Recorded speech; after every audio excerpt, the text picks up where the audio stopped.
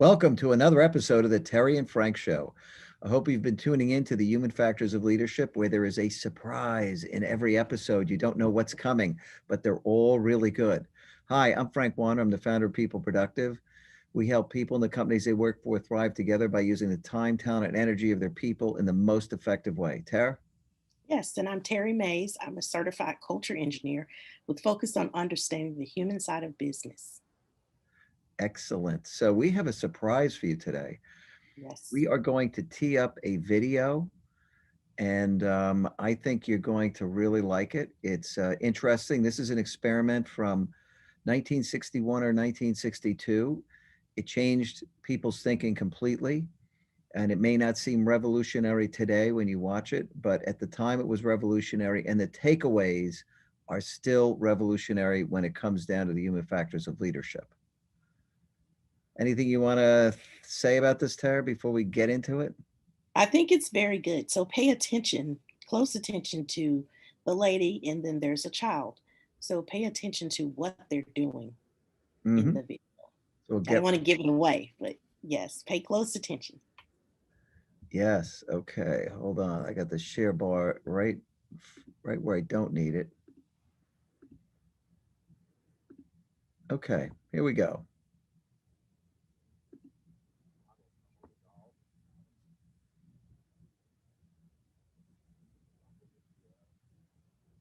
Glad I'm not Bobo the doll.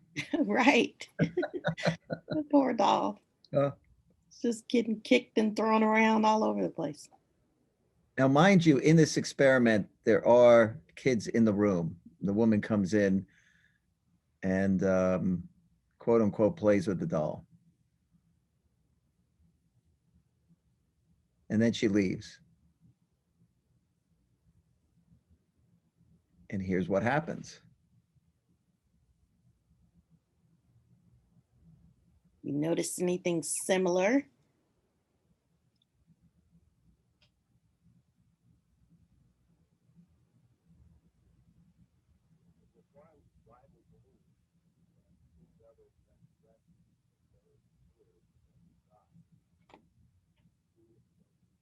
Okay. So there's today's lesson. Tara, what do you think? So there were some really key things that we saw in this video. We see an adult that's responding to the doll, and then you see a child that's responding almost exactly like the adult. The adult in this video is representing leadership and how that leader was treating someone else or something else, Mhm. because it's not just about the people, that's one thing, but also about the things that we have in our care. So that child is watching how the leader treats the doll. And then the child treats the doll just like the leader treated the doll. I think it's a very, very important lesson to learn as a leader, whether you think you're a leader or not. Everybody is watching. There's always somebody's camera on, somebody, you walk by Everybody. somebody's house, their ring doorbell picks you up. Like there's always somebody watching. Big Brother truly is watching nowadays.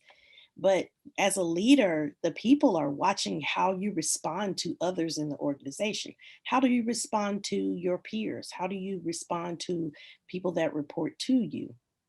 And they're going to learn how to respond in the organization based on how you treat everybody else. So Mhm. you see it all the time when you're in those organizations where the culture is not very healthy and the leaders are always screaming and yelling at people. The people that report to them are like people, like leader, like people. So the people that report to them end up having that same kind of philosophy that if I just yell loud enough, I can make things happen. And you have to be very conscious and clear about who you are and comfortable with who you are to be in that kind of an environment and not follow suit. Yeah, I mean, this is super important, actually. Prior Yeah. to this is an Albert Bandura experiment. It was Bobo the doll. It's very, very famous. Prior to this experiment, the world believed in behaviorism, and it was about reward and punishment. Behavior existed because people got rewarded or disincented from doing things. And when Bandura did this, it was revolutionary because he showed that people were actually doing things because of imitation. And here we have a hierarchy like at work. You have the adult and the child. At work, we have the leaders and we have the workers. And culture forms in every company, whether you do it intentionally or not. And it forms for this very reason. People don't do what you say as a leader, they do what you do. And this is it right here. This is how the world works. This is absolutely an important lesson on leadership, that you are being watched. You are the role model. People are not going to do what you say, they're going to do what you do. And I have seen that repeatedly. I did turnarounds, and people don't always obviously embrace horrible behavior when they see it. They might be disgusted by it, as we've seen in some of these other videos. But when you're behaving in a way that's completely, antisocial and negative, certainly you're setting a tone that people's feelings and emotions don't matter, and allows a lot of very bad things to happen. Yeah. You're showing people how to respond, whether you realize it or not. People are going to respond and do things in the way that they feel is acceptable in that organization. Mhm. So they're looking to see where the boundaries are. How far can I go? What is permissible and what is not? About all kinds of things. That underlying culture is creating the environment based on how the leaders are responding. So when you have this very negative and critical environment, it's typically because the leaders are negative and critical. And if you Absolutely, the want to leaders are change, setting the yeah, norms. yeah, Exactly, absolutely. the social If norms. you want to change that environment, you have to change the leadership. You have to have leadership that is nurturing and caring. Mhm. They're compassionate. They really do want to see the best in people. They want to bring out the best in people. When you have leaders like that, it tends to create an environment of people that take on that same kind of characteristic where they want to help each other. They want to see everybody win. It's not just about me, myself, and I, but now I think we win together or we lose together. But we're in this together. It's not just about me. We are in this together. And the good news about the Albert Bandura experiments is that they didn't just have adults come in and beat up Bobo the doll. They had adults who, did nice things. And of course, the kids imitated that. So if you set a caring tone in your organization, you care about people, you have their back, this is what's going to start to flourish and take root. Whatever your culture is your reflection as a leadership team. Just remember that. They are Right. emulating you. You have a mirror. It's called your culture. That is what you created, whether you did it intentionally or not. Right. Cultures where people don't share information. It's really kind of a hoard situation where they keep all of the most important details to themselves and they only share things that they want you to know. That's created by leadership. When leadership takes that stance of, I'll give you information on an as needed basis.